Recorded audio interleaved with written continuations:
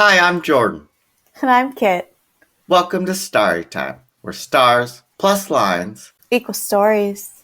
In today's episode, we'll be talking about the astronomy and other cosmic background of the constellation Lynx. For the first time on Starry Time, I believe, here in Season 3, we have a constellation that was not identified by Ptolemy in his 2nd century Almagest, and also one where the Bayer designations were made by someone other than Johann Bayer. Kit, into the wilds we go. Lynx was proposed and identified by Johannes Hevelius, not to be confused with Johann Bayer. Johannes was a Polish astronomer / counselor / mayor, no idea whether or not he was a lawyer or not as well, and he lived between 1611 and 1687. So a little bit after Bayer, they did overlap because Bayer lived between 1572 and 1625, but certainly working at a very different time than Bayer. Johannes came from a wealthy family in the business of brewing, but despite working in local government, he really seemed to love astronomy. He started becoming quite active in this area around 1640, and in 1641 he built himself an observatory on top of his house, the observatory known as Sternenberg, Star Castle. Yeah, Star Castle. I obviously love this. Shout out to our mom's maiden name, which is Star Castle adjacent, but we won't say, so, we could keep that for our security questions. Great point, Kit. Some of Johannes's claims include being the, quote, founder of lunar topography, not bad, and discovering 4 comets, among some other accomplishments. He proposed 10 constellations, 7 of which are now part of the IAU's official 88 constellations. Another thing of note, which we might want to explore in a future asterism, is that his second wife, Elizabeth Koopman, was also an astronomer and is considered one of the first women astronomers. Kid, a whole new bio for the pod. Absolutely. So Johannes proposed this constellation in 1687, and he named it Lynx because the stars in it were so faint that one would need to be lynx-eyed to see it. Okay, it's a bit of a stretch. I mean, I'm familiar with the term lynx-eyed, which means you have very good vision, but let's just say, okay, sure. You'll be even more unhappy to find out that in 1612, 1613, this area of the night sky was actually called Jordanus, after the Jordan River. You gotta be kidding me. We gave up Jordanus just because Hevelius' eyesight is bad? Come on, bring Jordanus back. Yeah, so this constellation Jordanus spanned from Lynx across a number of other constellations, including Leo Minor and Camelopardalis, but it fell out of use, leaving this opening for Hevelius. Lynx itself is a moderately sized constellation, coming in at 28th out of the 88 modern constellations recognized by the IAU. All right, so Jordan, what did this one look like to you? Well, Kit, to be honest, it looked a lot like a river. Like a long river delta. Almost as if it could be the Jordanus of all rivers if I had to choose one. No, it looks like a zigzag. It looks like some steps. It doesn't not look like a river. It looks like a snake. There's absolutely nothing about it that looks like a mammal or an organism to me. No. Yeah, absolutely not. River, definitely. Zigzag, definitely. No Lynx. I don't see it. It doesn't seem like Lynx would be one of my top 500 guesses for what this constellation was supposed to be. No. Which means we get to get technical to find this one. Kit, are you saying that maybe our descriptions weren't super helpful? Not this time. It's not our fault, though. I blame it on Hevelius. All right, but Kit, if it's time to get technical, let's get right to it. The right extension of this constellation is about 8 hours, and it has a 50-degree north declination. It's a northern hemisphere constellation visible to everyone north of 28 degrees south latitude. So it falls between Ursa Major and Auriga. Auriga! Yes. It is also a bit north of Gemini. And all these constellations, Ursa Major, Auriga, Gemini, We've covered them before, so be sure to check out those episodes to learn more about the astronomy and locations of those constellations. Our back catalog, our star catalog, it's growing. All right, now that we know what it looks like, ish, and where to find it, let's talk about the stars of this constellation. As you mentioned, Lynx was established post-Bayer, but Bayer's system lives on. It does, but maybe everyone wasn't quite as detail-oriented as Johann Bayer. Hard to believe. I know, but this constellation has only one star with a Bayer designation. So, I guess, things do entropy, things decay, but who was the lazy astronomer who only gave one Bayer designation? This astronomer's name is Francis Bally. He lived between 1774 and 1844, was an English astronomer. He's an astronomer of some note. He was one of the founders of the Royal Astronomical Society and held the office of president of the Royal Astronomical Society 4 times. All right, Francis, not so lazy. Maybe one Bayer designated star was enough. I mean, let's hope if he only did one, he at least got that one right. Is Alpha Lyncis the brightest star in the constellation? You betcha! Bailey, you got it right. Yes, got it right. Alpha Lyncis is the brightest and only Bayer designated star in this constellation. 1 for 1.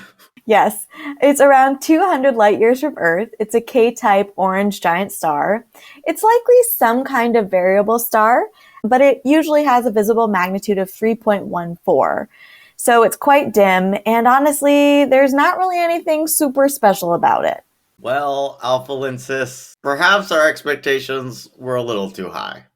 Which brings us to Bayer's variable star, where usually we follow the Greek alphabet to explore the Bayer-designated stars of the constellation, and we would be on Delta, but Kit, we're into the wilds. There aren't any. Yeah. Well, Kit, fear not. I got creative. Oh dear. I decided let's just give a shout out to 16 Lyncis, which used to be in the constellation Auriga and have the Bayer designation PSI 10 Aurigae. As far as I can tell, Psi Aurigae is shared by 10 stars in the Auriga constellation. Well, I guess technically 1 in Lynx, 16 Lyncis, and 9 in Auriga. Most of these stars were part of a constellation that was known as the Telescopium Herscheli, or Tubus Herscheli Major, which of course stopped being used in the late 19th century. Yeah, I guess that's why we need the IAU to standardize, right? We've already seen Lynx just change names, and so yeah, I guess we needed some standardization. And it just goes to show how ambiguous this constellation is. It could be a telescope, it could be a tubus. Is that a tuba, I'm going to hope? So 16 Lynxus, formerly Psi 10 Auriga, is an A-type main sequence star about 240 light years from Earth with a visible magnitude of 4.90. So unfortunately, Kit, again, nothing super exciting here. So I hope after a quick break, you'll be able to really bring it with your gold star of the month.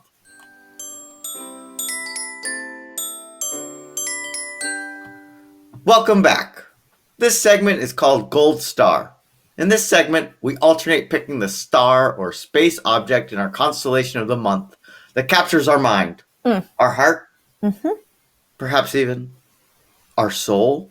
All right, Kit, we've had 2 kind of dull ones so far, so no pressure, but what was your pick this month? Okay, so there are actually a lot of very beautiful galaxies in this constellation, including the very famous NGC 2419, which has the wonderful name of the Intergalactic Wanderer. So this is a globular cluster, which is 300,000 light years from the solar system and 300,000 light years from our galactic center. It's orbiting the Milky Way, but it got its name because originally astronomers didn't think it was orbiting the Milky Way. They thought it was just some floating out there globular cluster. And I think it's pretty obvious why they thought this. It's orbiting way, way out there. It's orbiting even further out than Magellanic Clouds. And the Magellanic Clouds are two irregular dwarf galaxies that orbit the Milky Way and are around 160,000-ish and 199,000-ish light years away. Yeah, so they're way far out there. But even though this globular cluster is beautiful, I will be posting it over on our socials at Storytime Pod on the Universedon server of Mastodon. Something else caught my eye, and it is something explosive. Explosive? So I ended up picking NGC 2770. It doesn't have as good of a name, but it is a beautiful spiral galaxy located 88 million light years away. And aside from it just looking nice, it's notable because we've documented 4 supernova events there due to stellar collapse between 1999 and 2015. Kit, that sounds like a lot. Is that a lot? It's a lot. For some context, we have a lot of supernova remnants here in the Milky Way, maybe 300 or 400 that we've documented, including the Crab Nebula in Taurus and Cassiopeia A in Cassiopeia. Former Gold Star winners. Get into the back catalog, people. Yeah, so even though we have hundreds of these supernova remnants, we've only documented 6 in the last 1,000 years in our galaxy. Wow. So the rate of supernovae in NGC 2770 is pretty prolific. If you need an explosion, here's the spot. Absolutely. Welcome to the Gold Star of the Month Club, Kit. I think this was an excellent pick. NGC 2770, or as we'll call you now, Supernova Central.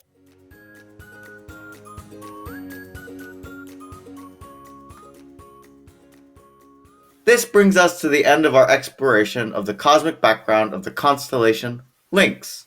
Next week, we'll be exploring the Lynx in folklore and creating our own myths for this constellation, since it doesn't have a Greco-Roman myth that's already been associated with it. This has been Kit. And Jordan. Sisters who love stars and stories. And we'll see you next time. On Storytime.